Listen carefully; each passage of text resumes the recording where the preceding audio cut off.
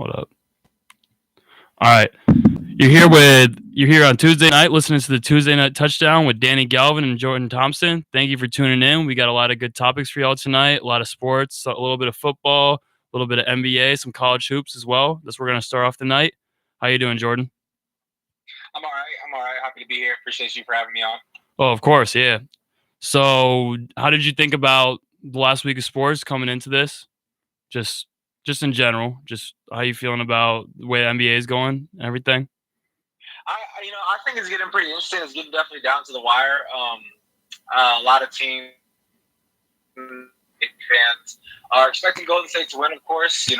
Getting the next 5 years. However, at least we get to see some interesting playoff pushes that we can look forward.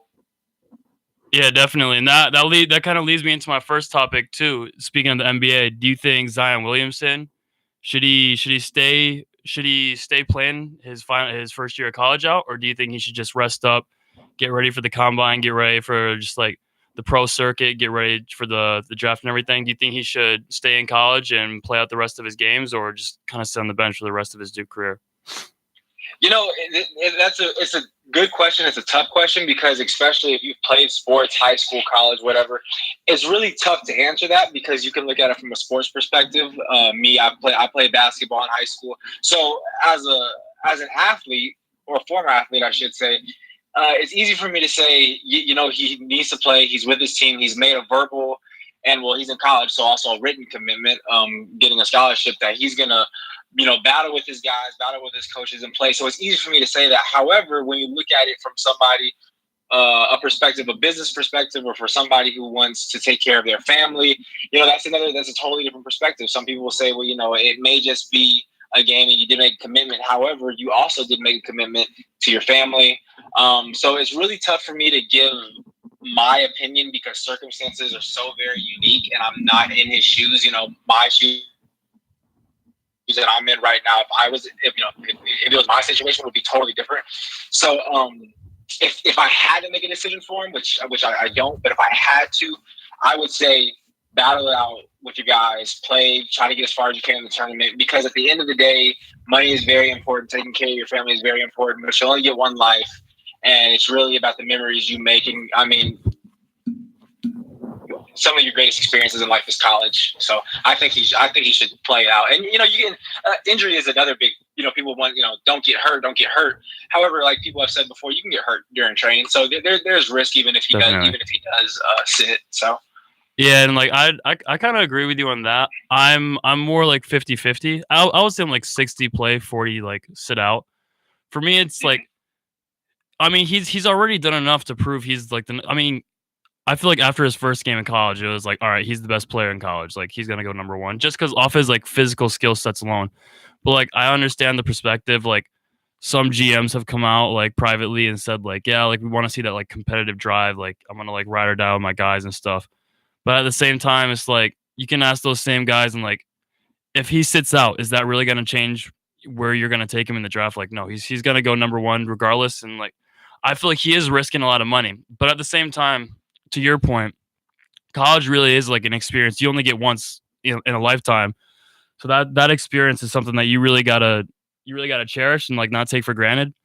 So I'm kind of just thinking that because he's here, because I mean Duke's playing for something. It's not like he's on some like scrub college team that's just playing to play. You know what I mean? Like they got a serious chance to do something this year. I mean it's not. I mean Duke's Duke, and they're gonna be in the national running every season for the most part because they recruit really well each year. However, this year especially, it feels like yeah, there's been good Duke teams in the past, but like they haven't had like a consensus number one player really in a long time. You could say like Marvin Bagley and guys like that, but like no, like they're those guys aren't on the same level as Zion Williamson. I mean, like no one Duke has had in a very long time has been compared to LeBron. I mean, no one really has been compared to LeBron ever, unless you like look at Andrew Wiggins in high school. But then again, you could say like, how did that pan out? You know what I mean? So I mean, I feel like Duke has not had someone on Zion's level, and they got R.J. Barrett, Cam Reddish, and all these guys too. You put all these guys, like, they're not going to have a team like this. You can't take that team for granted. So if I'm looking at Zion's point of view, it's kind of like, yeah, like I gotta do all this, and like I gotta make sure my knees are right for the draft. But at the same time, like if I sit out and we don't win the national championship, like man, like that's gonna be a memory I always like. He's always gonna live with like what could have we have done in college if I had played throughout the whole season. I mean, like as a Syracuse fan too, I wouldn't mind if he sat out because I mean, obviously we play in the same conference with him. We're gonna play him in the conference tournament, and who knows, we might play him in the NCAA tournament if we get in this year too. So, I mean, I wouldn't mind him sitting out, but at the same time, I could see both perspectives. Really, it makes sense to me from like both angles. Yeah, exactly. And for so you got anything else to say on that? Not really. I'm gonna swing a question at you real quick, kind of like a little add-on, kind of just curious. Yeah. People say that how much do you think it helped Zion that let's say he sits right now, he's 20 something games into his college career. Let's say he sits out right now for the draft. How valuable do you think that experience at Duke and playing with those players and playing under Coach K actually did for him? I mean, I think that's it's a tremendous experience. Like obviously like players grow throughout college. Like you always see like players who you see like the talent they could have and they do have, like the potential they have, but you don't really like see them like growing and like going through that maturing process in college. Like a lot of guys who like leave college too early after like one really good year. Like one example I can kind of think of that like really comes to mind is like Tyler Ennis. Like he had an amazing, like he was like a 4-star recruit coming out of high school, and like everyone thought he'd be in college for like 2-3 years, but he led Syracuse at 23-0 to start off the NCAA season, and he took them on a decent tournament run too. So he left college after 1 year, and he had like a 5-year career in the NBA, but didn't really do anything special. And I feel like it's one of those things where college definitely helps players build. However, on the flip side to that, I mean, LeBron didn't play college. Kevin Garnett didn't play college. Those are guys who came straight out of high school. Kobe didn't play college. They all came straight out of high school, and like they didn't need to have that growing period in college. Like they didn't need that college experience playing in front of like thousands of fans. Like they just got into the league and just started balling out from day one. So I feel like for a lot of players, having that experience where you go through college, you do all that stuff, like that helps them a lot. However, I feel like just with those guys who are like supremely talented, it really is like it's just you got it. You know what I mean? You get in the league and you just got it. Yeah, no, definitely agree. So you got. But that's all I had. I was just curious. Well, what do you just for me too? Like, what do you think the perception of Zion is gonna be if he sits out the rest of college? Do you think people are actually gonna be like, oh, he's a quitter? Because like I feel like I've seen like talk radio shows where like, oh, like I want to see him like prove that he's like a competitor and stuff. But like for me, he's proven that. You know what I mean? There's no one. Yeah. You can't put yourself in his shoes. Like he's an 18-year-old kid with, I mean, pretty much like his family's livelihood for generations on the table right there. So you can't take anything like that for granted. Yeah, you really can't. I put up a Facebook post a couple of weeks ago. I don't really post on Facebook, but I kind of felt adamant about it. You can have your opinion. Everybody's, it's fun to think about, oh, what if I was in his shoes, or, have an opinion on it. However, regardless of how you feel about it, you cannot judge him off of the decision he makes, because like I said, it's so unique. Everybody's finances are different. Everybody's lives are different. Everybody lives in different parts of the world. There's too many variables in this and too much money involved in a young man's future who could quite frankly be a generational talent that we've never seen before. There's too many intangibles and stuff like that to judge him harshly off of any decision he makes. So I just say, honestly, have your opinion about it, but once he makes his decision, I mean, just support him, because he's definitely something we've never seen before. Yeah, so, it's tough on him too. I totally agree with you on that. It's for me, I don't think there is a wrong answer. I feel like whatever decision he decides to make, there's so many ramifications that could affect the rest of his life coming whichever way he goes. If he decides to sit out, like I said, and doesn't play, like who knows how Duke's gonna do, and that might haunt him for the rest of his life. But if he stays in college, and I mean, well, if he sits on the bench in college and doesn't play out the rest of his career in college and blows out and goes, I mean, if he does play in college and he blows out a knee, then you know what I mean? He's throwing millions of dollars in the trash. So it's I can totally, like I want to have 100% respect whichever way he goes on that. But I not to make a sudden segue or anything, but I think we both made our pieces on that. So I'm gonna take a shift over to football real quick if you're cool with that. Yeah, that's fine. And I'm gonna ask you about a hot topic in football, Le'Veon Bell. What do you think about him, and where do you think his best landing spot is going to be, or maybe not even best? Where do you think his landing spot is going to be? You know what I mean? Yeah, no. When you had introduced this to me, the first thing I did was I went online and I went to a sports site, ESPN, and just saw the NFL salary tracker, salary cap tracker. That is basically teams that have the most money. And I'm an avid Colts fan. I've loved the Colts since I was in middle school. Diehard Colts fan every single season. And they're the number one. They have the most money in the league, and that's what Le'Veon Bell wants. I think he was looking for from the Steelers like $14 million a year on a 3 or 4 year contract, a longer contract, so he can kind of have his future secure. I'm looking at some of these other teams, like the New York Jets are second. And again, the reason why I'm looking at this is just because what teams are comfortable enough to pay him what he wants. And honestly, I've heard a lot of talks about the Jets. I bring up the Colts because the Colts have had a struggling running game. However, knowing as much as I do about the Colts, their GM is probably not going to want to pay that money, and also probably doesn't want Le'Veon Bell in the locker room. However, I look at a team like the Jets. The Jets could use somebody to help out Sam Darnold, who's a newer quarterback, just coming off of one season that wasn't too bad but wasn't too great. Could use some more help on receivers and running backs. A few of these teams. I look at, let's say you could say the Ravens. Yep. The Ravens are ninth. All they do is run the football. I mean, they look like they were an '80s football team the way they were running the football at the end of the season. So you could look at the Ravens. You could possibly look at the Bills, number 4. These are just free agent. However, I just look at some of these teams with more money, and if I had to choose a team, I would just say the Jets. They have the second most money, so they have right around $100 million to play with for free agents. That $100 million is not including potential draft picks and stuff like that. That's just their money for free agents. So $100 million you can play with. They need help on the offensive end a lot. Their defense is kind of coming together, but offense they need help. They have a lot of money. I say the Jets. That's honestly my take. That's really all I got on that. I'm pretty confident that he'll probably be in the Jets uniform if he's that concerned about money. All right, so let me ask you from a personal perspective. So you're saying you're a Colts fan. How would you feel about if the Colts did potentially sign him? Would you want like he's not old, Le'Veon, but he's getting up there in age. Would you want to sign an aging running back to 4 or 5 years on like a massive contract? Because obviously I think he has 2, maybe 3 more years of being like one of the top running backs in the league. But I'm just saying, like 5 years from now, you're going to have a 32, 31-year-old running back on your hands making $14, $15 million a season. Like, as a fan, just like from a fan's perspective, how do you feel about that? Are you like comfortable with your franchise signing like a contract like that?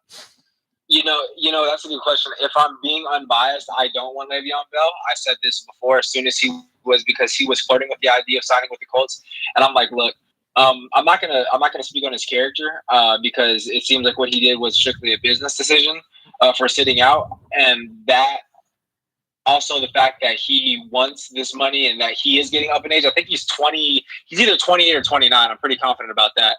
But that's an aging running back. Running backs. Yeah, it's a quickly aging position too. Yeah, definitely. Running backs' careers are very short in the NFL. And you all know, honestly, every sports team, their goal, not even in NFL for sure, but also in the NBA, you want a young team because that's what creates dynasties. You want young players that you can build up. Maybe Bell, he's not old, but he's aging, especially for a running back. Being a Colts fan, but the Colts having the most money, I would not want Le'Veon Bell. Maybe if he was a few years younger, maybe 2 or 3 years younger, maybe even just 2 ago, I would be like, yeah, sign him for a 3 or 4 year deal. Let's see, make something happen. But at this point, 2 or 3 years for a running back is like 6 years for another position. That's true too. And just from like a Colts perspective too, you guys are paying like a lot of money to like Andrew Luck and stuff. You guys like don't have like that rookie contract kind of leeway anymore. You know what I mean?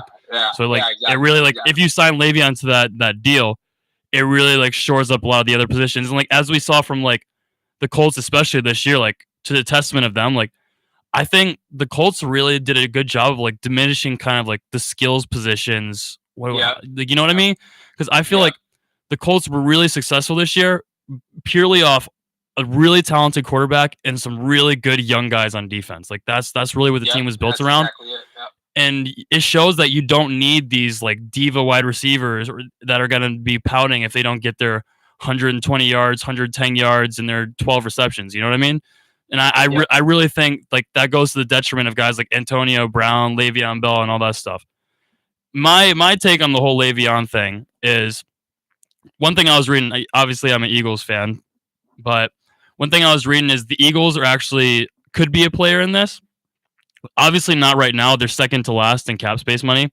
However, that includes Nick Foles' contract. And there's a lot of guys in the books right now that are open free agency that probably we won't re-sign. And also, Nick Foles is $2 million that he is going to refund now. That's going to be refunded to our cap hit on top of his contract that we're going to get rid of this year. So I think we have like $2 or $3 million in cap space right now, which obviously is not a lot. And then, but I think through getting rid of contracts like Brandon Graham, which I really hope we don't, but that's a possibility. And then guys like Nick Foles, which I'm sure he'll leave, and then Golden Tate, which I'm pretty sure he'll leave. So we have room to shore up some space. And I was reading some like Eagles blog posts and stuff like that, and I saw that we could potentially shore up like $50 to $55 million in cap space this offseason, which is quite a bit. So we could be modest players in the offseason and sign maybe like a Le'Veon Bell or like probably not Antonio Brown, but I saw like Eagles fans posts and stuff like oh, go for Antonio Brown, oh, go for Le'Veon Bell. But my thing is, I don't. The Steelers had both those guys on their team, and they didn't really do anything with them. You know what I mean? So I feel like people are kind of overvaluing these positions that are like, oh, they're really good, they're gonna like change your team. But like the Steelers have both these guys plus another really good receiver in Juju Smith-Schuster last year when all of them played together. Obviously, Le'Veon didn't play this year, and they had a Hall of Fame quarterback, a relatively good defense, and they didn't do anything ever really. I mean, they had some deep playoff runs, but they never really went to the Super Bowl or anything like that. So I think I just don't want my team to overpay for Le'Veon Bell or really pay at all. I don't want that personality in the locker room, if that makes sense. I feel like good teams that win Super Bowls. I mean, look at the Patriots this year. The Patriots for the past 20 years, they haven't had that cancerous character who's like a really good player, but like a crappy locker room presence and like is like a me type of person. Patriots have never really had anyone like that. The Eagles last year, I feel like the Eagles last year, you look at their receiving core, good players, but no one who was like super eye catching. Running game, LeGarrette Blount, he's a good player, but like no one that's super eye catching. And I feel like you can go through the books, and obviously you have like those really good like quote unquote super teams like the Rams back in the day and stuff who were like stacked with talent and had a lot of like Showtime players. But I think for the most part, the trend serves that like teams that win Super Bowls are guys with close knit locker rooms who all play for each other and play well together, and they don't have that diva personality who the other players like, oh, well, like we could win this game and this player is still going to be in a bad mood if he doesn't get his yards or he doesn't get his plays. You know what I mean? So I feel like, yeah, like I think the Jets, I think like all the teams that you named, I think they would be really good landing spots for Le'Veon, just because like I think putting him around some young guys that would help out a lot too. But putting him in locker rooms with established people already, I don't think that's a good idea. So like that's just my take on it. Yeah, no, definitely. And just the fact that you bring up the Eagles is actually a good point, because I was looking at some mock drafts earlier today. I was at work and I was just kind of researching some things, and I saw that y'all were looking to draft a running back I can't think of his name. I'm trying to look it up, but the Alabama running back, real good kid. Oh, number 8. Yeah. I can't think of his name. I know we're looking at drafting 2 defensive tackles too, so that doesn't look good for Brandon Graham. But anyways. Yeah, no, really good. Oh, Josh Jacobs, that's his name. Josh Jacobs. And I saw a lot of mock drafts say that y'all are going to take him, and so maybe if y'all can get enough money for Le'Veon Bell, y'all can put him in there instead of drafting a running back in the first round, and then use that for another hole that y'all can throw on the team. So that is a possibility. I mean, this is kind of just like a one team take two, but like another. I'm just kind of against the idea of Le'Veon, to be honest. I mean, the past. Why is that? Well, because since we had this like new system in place with Doug Peterson, we've always been like a team that runs by like commission. Like we haven't had like a bell cow running back since in the 3 years that Doug Peterson's been there. Like I guess Darren Sproles kind of in the first place, but like that wasn't in the first year. I mean, that wasn't really by design having Darren Sproles at running back. Like obviously we don't want this like 38-year-old kind of like pass catching running back who's like more like shifty than like powerful as their like premier back. But that was just kind of like we didn't have anyone else on the team. Like that was really what it came down to. But then the year after we signed LeGarrette Blount, we in the draft we drafted Corey Clement, who was a good pickup for the year. We got guys like Wendell Smallwood. I mean, like obviously those guys aren't gonna like change your team or be like game breakers, but if you can like rotate like those 3 or 4 guys in and out, I think it really like it creates like a good change of pace and like all those guys like they know they're like not like a superstar or anything, so they're all like happy with just like getting in the game and like getting their touches that like they've earned, but like they're not like looking for like, oh, like how come he's in the field and I'm not. And I feel like that's kind of been like the Eagles running philosophy all 3 years that Doug Peterson's there. And like if you get Le'Veon, like that's realistically not a possibility. You know what I mean? Like Le'Veon's not going to be like, okay, like it's cool. We're just going to like run by committee and I'm going to like run every third down and stuff like that. Like obviously he's not going to agree to that. So do you have anything else to say on that though? Not really. I think it's really interesting. I'm very curious to see where he's going to go, especially after. And I think we're all curious to see how he's going to perform after sitting out for a year. Because football, it's funny because you always see people working out, getting football ready. Well, it's one of those things, kind of different from basketball. The true way you get better at football, you can lift, you can do footwork drills, you can do all the things that you want that'll get your body ready, but you cannot prepare yourself any better to play football than having pads on and going out, competing and playing football. So I'm very curious to see how it's going to turn out. Not just where he's going to go, but how he's going to perform once he gets there. Yeah, definitely. Like That's all I got. I totally agree with you on that. Definitely the jet skis in Miami weren't exactly a good look for Le'Veon. I'm with you on that one. But anyways, speaking of good looks, going into our next topic. Back to the NBA. Speaking of good looks, how do you think LeBron looks calling out his teammates while he's shooting all these like shows with 50 Cent and Anthony Davis at the barbershop show? He's shooting Space Jam 2, and obviously he's a supremely talented player. He's the best player on the planet. But like, do you think it's a good look for LeBron to be calling out his teammates, their focus and everything? Do you think he is in the right to do that, or do you think it's kind of hypocritical for him? I think, I'm going to comment before I answer the question. I'm going to comment on something you said. The past 3 or 4 years, it was very easy to say a lot of the time, well, LeBron didn't win MVP this year. However, he's still the best player in the league. I don't think it's easy to say that right now. I agree with you on that. I agree with you. He hasn't looked the same this year. That stuff. I'm going to focus on the question at hand, but I just wanted to comment on that. I know. I was thinking the same. I feel like as a gesture of respect, I kind of have to say he's the best player in the world. But I mean, in the past 15 years of me saying that, it was always like it's just like not even a second thought. Yeah, but this year it's kind of like there's a little thought back there. I was like, is he the best player in the world, or am I just saying this because I'm so accustomed to saying it? It wouldn't feel right not to say it. Yeah. But to answer your question directly, is he justified in it, and is he right for calling out his teammates? I think absolutely not. I'm not in the locker room. I'm not a Laker. I don't go to games, so I cannot say exactly what's going on in the locker room, who's saying what, who's doing what. I can only go off of the interviews that we see after the game and what we see on the floor. That's all. That's the only research I can do because I'm not there. And I see LeBron calling out guys, saying that they're not ready, how they're distracted, how they're too young, how they're not used to this. That may all be true. However, LeBron, you were filming Space Jam. I don't know if that's still going on. Movies, usually you film movies far in advance, so the movie may be done, all that we know, since it's coming out in a few months. However, you were filming Space Jam. You're doing your show with Draymond Green and 2 Chainz sipping on wine. You're helping 2 Chainz make songs. You're doing a lot of things that aren't basketball related, and that may not distract you, but it sure does look like a distraction. And then on top of that, he's calling out the young guys. Just last night, Brandon Ingram and Kyle Kuzma almost combined for 60 points. Yeah, they had a great game. A couple nights ago, Brandon Ingram almost had 30. I think he had 27 or 28.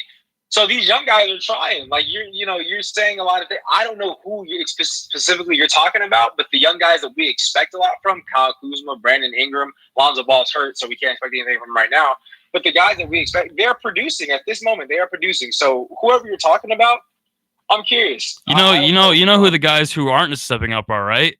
The veterans who have been in the league for a while. Lance Thomas, Rajon Rondo, JaVale McGee. Those are the guys who need to step their play up. Exactly. Right. And so, to answer your question, is he justified? No, I don't think he is.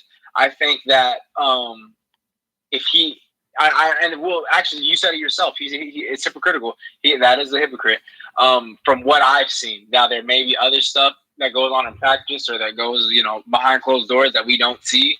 I think that LeBron's opinion should stay behind closed doors because, the media. When Kyrie Irving a couple I don't know, maybe 3-4 days back, 5 days back, said the media ruins teams. The media ruins teams if you let them. If you let the media bait you into saying these things.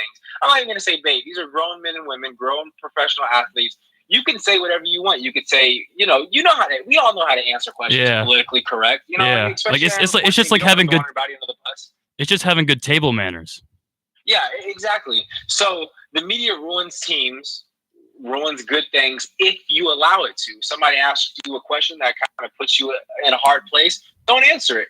Or answer it by saying, we're just focusing on the team, we're just focused on winning it. Say something like that. Say something you're supposed to say. Exactly. We all know how to do that. And so I think LeBron is doing this to himself. I think he's a hypocrite. I think he needs to own up to it. And last but not least, it's not really part of the question, but LeBron needs to start playing defense if he's doing this playoff. Yep. Did actually this is just like a Lakers thing in general. But the Lakers have a higher percentage of getting a top 3 pick in the draft this year than they do of making the playoffs. They have a 6% chance of getting a top 3 pick. They have a 3% chance of making the playoffs this season. And that's terrible.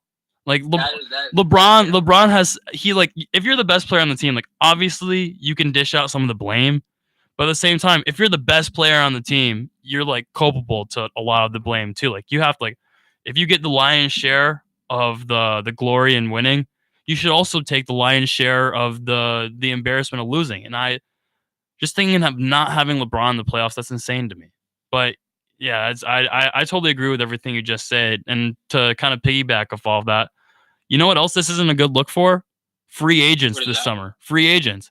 Because they're looking and they're going to be like, well, like, do I really want to go and like put myself in this kind of environment where like my teammate, not only my teammate, like damn near my coach or like my captain, like he's going to be like calling me out and stuff. Like if things aren't going well, like obviously LeBron needs to be able to like put some of that on his back. And like, I think he does. I don't actually think he means to be like super malicious. I just don't think he like comes off the right way. I think he's a little caught up in his own head, obviously. And like he deserves to be. He's been the best player in the world for the past, since he's been in the league. Obviously is starting to get a little shaky now, but he can be in his own head a little bit. Like that's okay. But you just got to be more careful, especially when you're trying to attract these players. Like maybe he wants Kyrie to team up with him again. But I think this behavior that he's like doing right now, I think that's the exact reason why Kyrie wanted to leave. He just like players just get tired of this like passive aggressive kind of wishy-washy way they talk about the media is like, oh, like I'm not doing this, but like my teammates need to step it up, and oh, like this needs to happen, that needs to happen. Like, dude, like we're on the same level as you. Like in Kyrie's eyes, he's like man, like I'm on the same level as you. Like obviously, like I respect you and like your game is like on another level, but as a superstar myself, like I think I deserve like the same amount of respect that you do. You know what I mean? Like I was in the trenches grinding with you in the playoffs. Like I was doing all of that stuff with you. Like I helped you out and everything. So like I can understand these superstars being afraid of like committing to LeBron because it's like, first of all, he is getting old. So like that's not his fault. But you just got to like just get off Twitter and stop posting these cryptic messages and stuff. Just go out and play. And like I feel like LeBron's creating distractions. LeBron is creating the distractions that are distracting his team, if that makes sense. You know what I mean? Like he's part of the reason why his teammates are so distracted. Yeah, Exactly. I hate to say it, but it's looking at this point like he's more of a detriment to the Lakers than a help. And I don't think I'd ever say that, but that's the truth as of right now. I mean, I don't think I can say that because before he got hurt, they were the 4th seed in the West. So I don't think I can go that far to say that. But I just think since he's gotten hurt, I think he handled the Anthony Davis situation completely wrong to begin with. I think they should have made like their preliminary offer to the Pelicans, and once they said no to that, first of all, I don't think they should have gone public. Obviously, the Pelicans went public with it, but I think they should have been like a lot more low key, a lot more respectful to the players they had on their roster at that point. And I can imagine these young players being like, "Wow, like I'm playing with my idol," and like them having all that respect, but him just wanting like nothing to do with them too. It's like I can imagine that it's hard for them to come back and play with this guy who like clearly doesn't want to be on the same team with them. Like clearly is like, I'm willing to throw the whole team away to get this one guy. So I can understand why that's hard. And you know what? Their play hasn't even been that poorly affected. It's not just the young guys who need to quote unquote grow up. It's the veterans who have been playing like they don't care and they're just going through the motions at this point. I mean, Rajon Rondo just got called out for his just lack of effort when he plays. LeBron doesn't play defense anymore, and then Lance and JaVale McGee are still Lance and JaVale McGee. Putting them on LeBron's team that's not. We've known who they are. They've been in the league for multiple years. Like I don't know what the Lakers thought about that. And also, this is just coming into the season. I feel like people put the expectations too high. I mean, Kentavious Caldwell-Pope on that team is one like the premier shooters they have. Like if he's one of your premier shooters, you know you're in for a long season. Like that's my take on it. Just to comment on one thing. So I've been watching a few different shows, a few different opinions, and people who are backing LeBron do say, well, before LeBron was third, they were 4th in the West. Well, at the time when they were 4th in the West was 20-14. Their record was only 2 games better than the 8th team in the West. Yeah. So it was just a really tight race. And now they're 2 or 3 games behind the 8th in the West, which means that's really only like it's a 5-game swing. Yeah. Yeah, so it's not really too much that LeBron's getting them a few more wins. So I think they won like 6 and 17 or something when LeBron was out though. Like the one defense I'll really give LeBron is if these young guys really wanted to step up and prove themselves that they wanted to belong on the team, they had their opportunity to do that when LeBron went out. Like if they would have went out there and balled out, I think if they could have gone like 500 and won like half their games, I think that would have been like, all right, like these young guys like held up. But going 6 and 17, I'm not 100% sure that's what they want, but I think it was something like that. And doing that, like, come on, like you had your opportunities. So, like that's the one thing I'll defend LeBron on. However, he needs to know when he should have expected the pressure that he was going to receive upon coming back from his injury. So, like, I think his play needs to be better since he's come back. I think the way he speaks to the media about his teammates needs to be better. But I think his teammates could have done a better job of positioning the team better for his return. I think that's like the one defense I'll give him.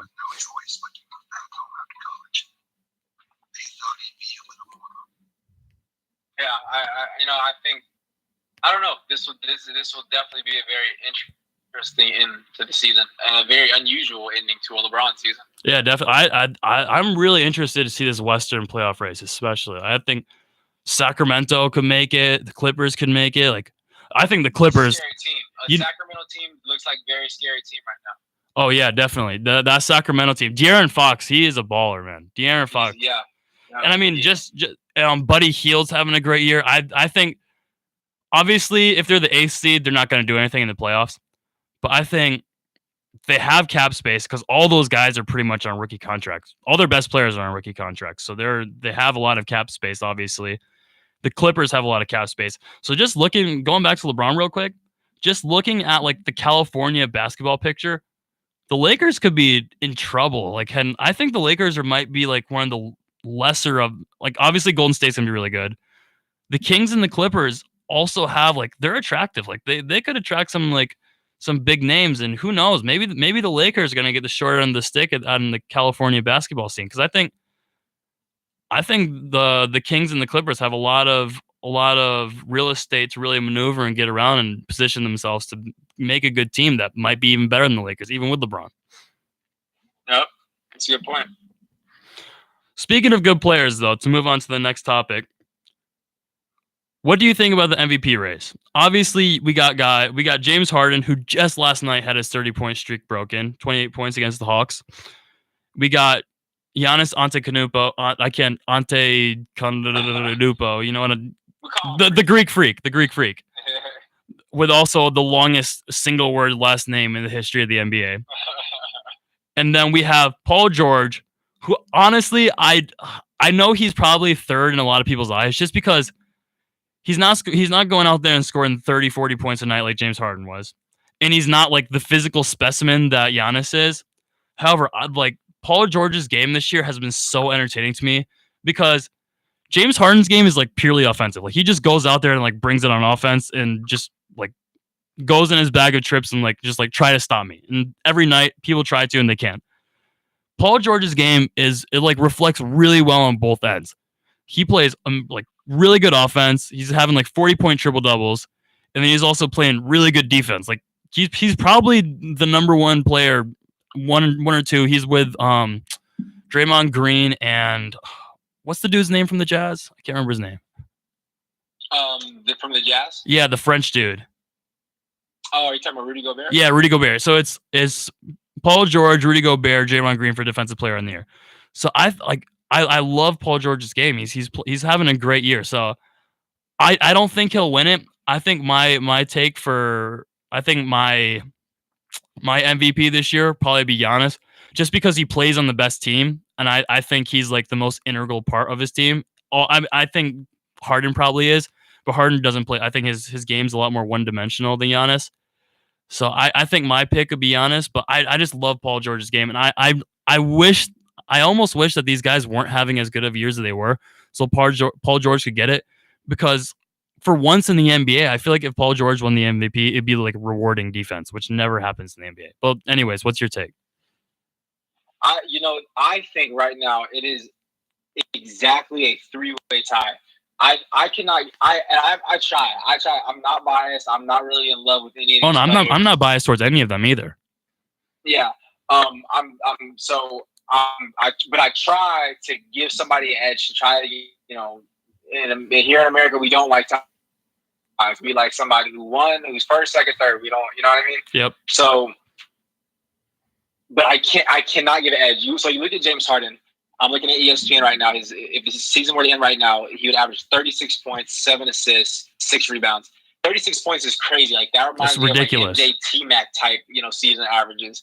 And so I'm thinking like, well, 36 points. The next MVP candidate up that when it comes to points is Paul George at 28. So he's scoring 8 more points a game, almost double-digit more points than Paul George. So of course James Harden. However, you look at Paul George and he's averaging 28 points, 4 assists, and 8 rebounds. However, he could be on the defensive end the best player in the NBA. So that can't go unlooked for. So. Not astronomical numbers. Not to cut you off, but just to add this real quick, is being one of the top 3, at least maybe top 1 defensive player of the year, worth more than 8 points to you? Like, do you know what I mean? It is, and that's really, and that's something that isn't measurable on paper. It's kind of like, what person are you? What do you like watching when you play basketball? If you play basketball, what do you value more on your team, kind of thing? Exactly. So that's tough. Me, I would say yes. If I had to, like, defenses, especially in the NBA, a league that's joked upon about not having great defense, I think it is important. Not everybody sees it that way. Some people want the 8 points because it's a scoring league. But like I was saying, James Harden has astronomical numbers. Paul George is uplifting a team with Westbrook taking a step back and playing great on offense and defense, and hitting game winners. Just had a great game winner against Utah. And so I'm like, okay, so it's kind of a tie to me in between James Harden and Paul George. So I look at Giannis and I'm like, okay, 27 points, but he's averaging 12 rebounds and a block and a half a game. And so those numbers are better because he's averaging a double-double, plus his team is on top. His team has the best record of all 3. So I'm like, it's so hard to give one of them the edge. That's James my Harden. Yeah, exactly. I'm with you. James Harden having astronomical numbers. James Harden numbers better than everybody. Paul George is second best. However, his defense is extraordinary right now. And Giannis, he's averaging a double-double, and his team is playing outstanding right now. Better than the Celtics since the LeBron left the East. The Celtics, they're like, oh, the Celtics are gonna be the first team, number one seed in the East. That didn't work out, but now Philly acquired all these trades right before the deadline, and Philly's gonna be the number one team. No, it's the Bucks, led by this young dude who's worked his way up. Look, man, I could not pick. I feel like if I had to make a personal opinion, I would. The best way for me to answer this would be like this: if we're playing pickup right now, and I had to pick one of these guys to be on my team, it would have to just be Giannis, because the kid is crazy, playing great basketball, averaging a double-double, and his team is number one. Remember, we have to winning is part of it. I mean, you look at the Western Conference standing, the Rockets are fifth, OKC is third, but the Bucks are first. Yep. So it's tough. They're first, and they're pretty darn close to being first in the league. They're just 2 or 3 games behind the Warriors for having the best record in the league. So if I had to make a decision, which it's tough because I'm really feel like I'm splitting hairs here, it would be Giannis. That's my take. Let me just throw this out to you. Just picture 2 or 3 years down the road from now. Imagine Giannis developing a shot, like a consistent, like knockdown shot. Is anyone stopping him? Like scary. Like his game now is just like strictly like interior. Like he can dribble the ball and he can like go up the court. But he doesn't really shoot. If Giannis gets like just like an intermediate shot and then an okay 3 even, he is scary good. And if he gets like a Kevin Durant 3 or something like that, where he's just like the 7 foot tall guy who can pull up, he's better. He's more strong. He's physical. He can drive the ball better than Kevin Durant.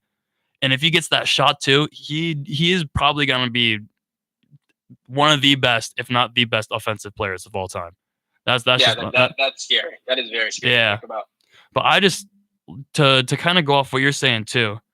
I'm just enjoying this NBA season right now, especially in the MVP race, because when was the last time we had 3 guys like really vying for that MVP, where it's like we're almost done with the season. We got like 2 months left of the regular season.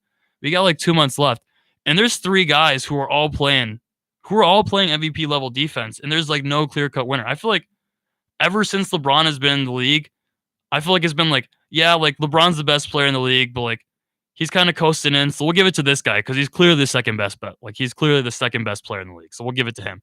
And I feel like that's kind of been the formula for the MVP every year. If LeBron doesn't win it, it's because he's kind of like he's pacing himself for the playoffs, and whoever the second best guy in the league will get it. Like that's who it is. But this year, it's like it's not even LeBron's not even. It's not because LeBron's coasting or resting for the playoffs. It's just these guys are like playing better than him. Like these guys are all. These guys could all make LeBron could be the 4th best player in the league, if not further down, because these guys are all they've just been playing unbelievable basketball this year. So like I'm really excited to see how this goes, and I'm also really excited not to change up the topic or anything, but I was listening to a podcast the other night actually, and I was listening to these people talking, and they were just talking about, look at the league potentially, how much it could like shake up after this year. There's so much that could change. Let's just like dream scenario for me, obviously. Not necessarily, obviously I'm a Knicks fan, so this would be amazing for me. But just as the league as a whole, just for like competitiveness, Kyrie goes to the Knicks. Kevin Durant goes also to the Knicks. Anthony Davis goes to LA.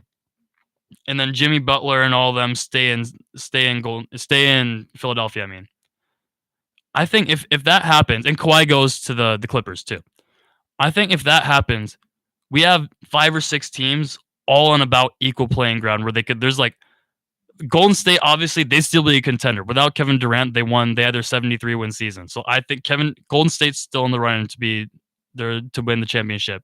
Then you get the Knicks, Kyrie and Kevin Durant. I think they're in the running in the East. You still have Milwaukee with Giannis. You have 76ers, who are going to be really good, I think. You have LA with LeBron and AD.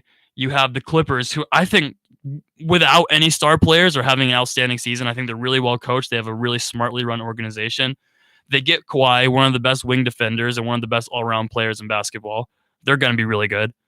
You get 5 or 6 teams all in the league who are like, I think coming into next season, if all those moves happen, which I think is a really long shot, you have so much like variability that could happen in the league that like it's going to be a crapshoot to like see who's gonna go into gonna make it to the finals, and it's going to be like such a change of pace for the past 4 years where it's been Cleveland, Golden State, Cleveland, Golden State, and then this year Golden State and whoever makes out of the East. Which I mean, at least the East will be interesting this year, but I think next year, if those moves happen, the league could be really, really interesting and competitive in a way it hasn't been in the past 5 years. So I'm really excited about that.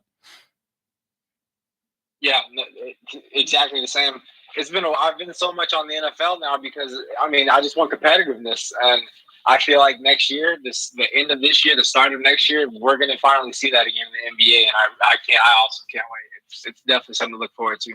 Yeah, no, and just as a Knicks fan, man, just having any kind of if I can have a 37 win season and sneak into the 8th seed, I will be ecstatic.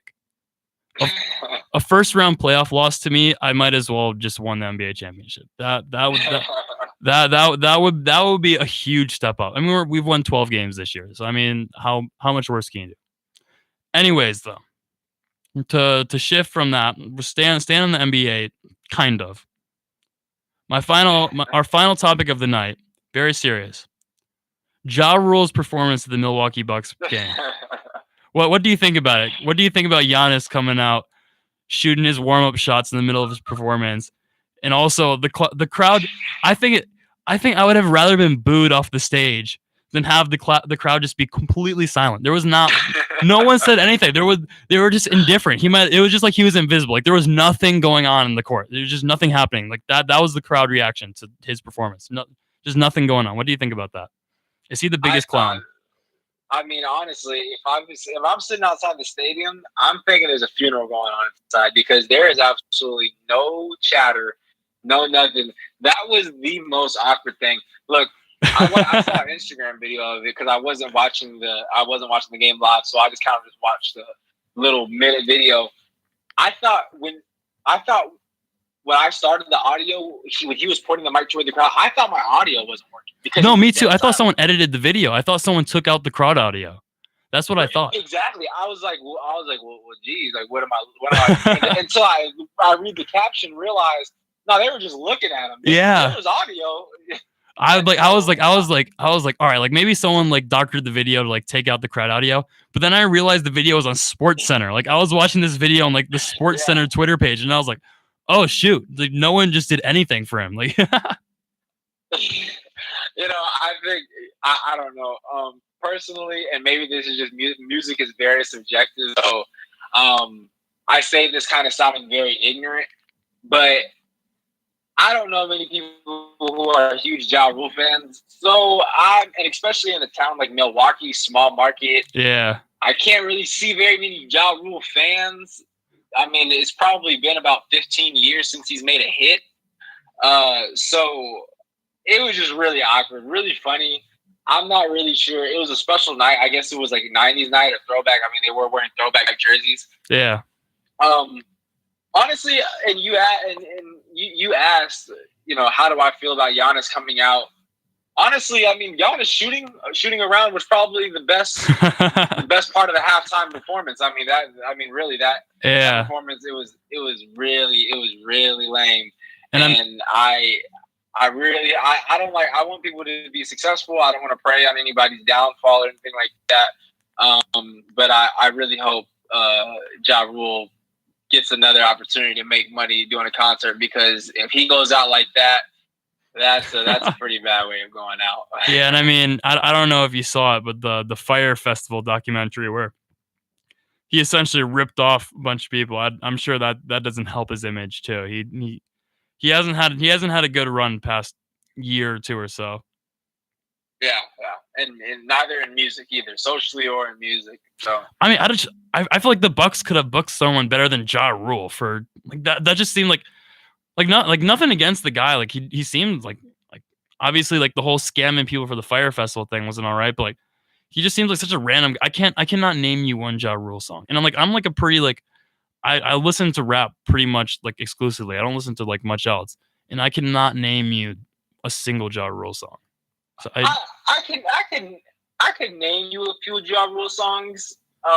Just because my dad would play them in the morning time when I was like 7 or 8, which was 12 or 13 years ago. Yeah. I can name you a few. However, I can't name you one that I would actually want to pay money to go see in concert live. But you know, sometimes those small markets have small market budgets. So yeah, that's true. That's true. You know, you can't bring out Drake every time. Hey, maybe after Giannis wins this MVP and the Bucks make it to the championship, they'll be able to book people better than Ja Rule. However, anyways, that's about it for our show. Jordan, I appreciate you coming in. I appreciate you having me. Yeah, we'll both be here next week talking about the hot topics in sports. Jeez, I can't talk. And yeah, that's about it. So we appreciate you tuning in for the Tuesday Night Touchdown, 6 p.m. Eastern time on WICR. Yeah, have a nice night. Go out, have a good time, and we appreciate you. Thank you for tuning in.